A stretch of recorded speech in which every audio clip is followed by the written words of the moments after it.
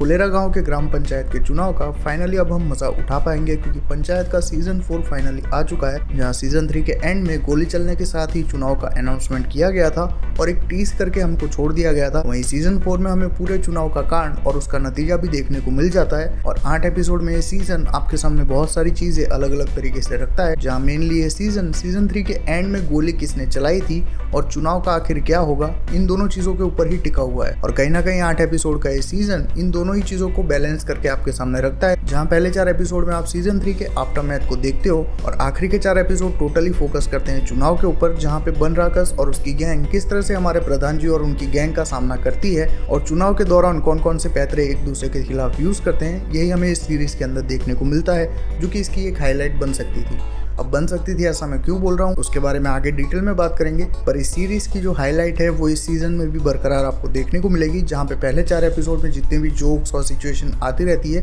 वो जेन्युइनली काफी फनी है। और आखिरी के जो 4 एपिसोड है जिसके अंदर आपको चुनाव दिखाया गया है, उसमें राइटिंग को लेके बहुत सी इनकंसिस्टेंसी आपको देखने को मिल जाएगी। और इसी के चलते बोल सकते हैं कि इस सीजन का जो मजा है वो उतना नहीं आया जितना पहले 3 सीजन में हमने देखा था। अब क्योंकि एक कॉमेडी ड्रामा सीरीज है तो इसको पसंद करना या ना करना पूरी तरह से सब्जेक्टिव मैटर बन जाता है, पर जितना मुझे समझ में आया उतना मैं आपको बता रहा हूँ। जहाँ पे सीजन 2 और 3 के अंदर प्रहलाद चा के ऊपर फोकस करके उनको एक कॉमेडिक साइड कैरेक्टर से हटा के पूरे सीजन का एक मेन कैरेक्टर बना दिया था, वैसा ही कुछ यहाँ पे कोशिश की गई है प्रधान जी के कैरेक्टर के साथ। पर इतना ज्यादा इमोशनली आप उससे कनेक्ट नहीं कर पाते जितना प्रहलाद चा के कैरेक्टर के साथ कर पाते। और स्टील की चुनौती भूला जाने की वजह से प्लास्टिक की चुनौती यूज करने वाला विनोद का जो कैरेक्टर है उसको मैं देखना चाहूंगा आगे किस तरह से वो प्रोग्रेस करता है, क्योंकि इस सीजन के अंदर उसको एक बहुत ही स्ट्रॉन्ग मोमेंट दिया गया था जो कि मुझे काफी ज्यादा पसंद आया, जिसका सबसे बड़ा रीजन है कि इस पूरी सीरीज के अंदर विनोद का कैरेक्टर जो है वो मेरे लिए पर्सनली काफी फेवरेट रहा है। और उस कैरेक्टर के ऊपर कोई स्पिन ऑफ बना दे तो क्या ही मजा आ जाएगा। इतना लाइकेबल कैरेक्टर वो है और उसी कैरेक्टर को एक स्ट्रॉन्ग मोमेंट यहाँ पे दिया गया है, या फिर बोल सकते हैं कि पूरा एपिसोड उसको डेडिकेट करके बनाया गया है कि किस तरह से वो डील करता है अपने आसपास की सिचुएशन से।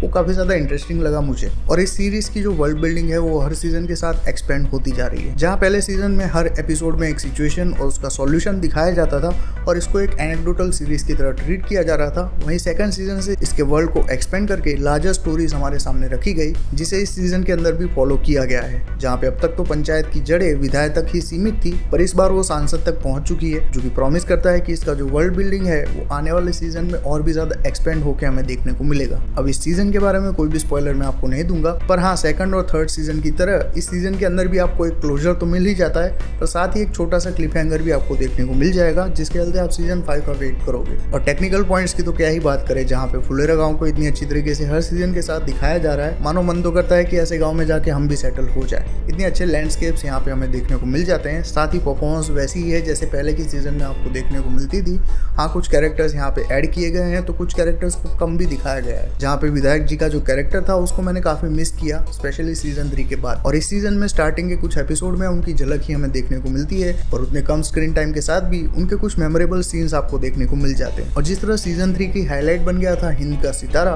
वैसे ही यहाँ पे भी कुछ गाने रखने की कोशिश की गई है, पर सीजन 3 की तरह उतनी अच्छी तरीके से वो गाने काम नहीं करते। तो इसी के साथ ये था मेरा ओपिनियन इस सीरीज को लेके। अगर आपने इस सीजन देख रखा है तो कमेंट्स में अपना ओपिनियन शेयर कर देना बिना स्पॉइलर के। और चैनल पे अगर पहली बार आए तो विनोद जिस तरह अपनी चुनौती भुलाता है वैसे सब्सक्राइब करना आप मत भूलना, और अगर ऑलरेडी सब्सक्राइब कर ही रखा है तो अपने दोस्तों के साथ शेयर करना मत भूलना।